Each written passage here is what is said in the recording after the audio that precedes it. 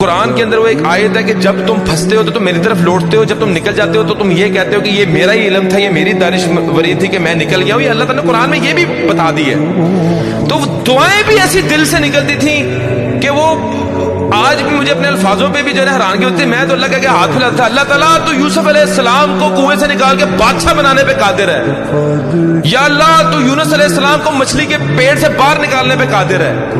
یا اللہ تو محمد صلی اللہ علیہ وسلم کو غار سے نکالنے پہ قادر ہے. یا اللہ تو موسیٰ علیہ السلام کو فرعون کے اوپر غالب کرنے پہ قادر ہے. یا اللہ تو ابراہیم علیہ السلام کو آگ سے نکالنے پر قادر ہے. یا اللہ میرا مسئلہ تیرے آگے کیا ہے؟ 1.5 مہینہ مجھے آج بھی یاد ہے. 1.5 مہینہ اور جس چنگل میں پھنسا تھا وہاں سے آزاد ہو گئی. میری 100% ریکوری ہو گئی. میں بالکل ایزی ہو گیا. تب میرا یقین پختہ ہو گیا کہ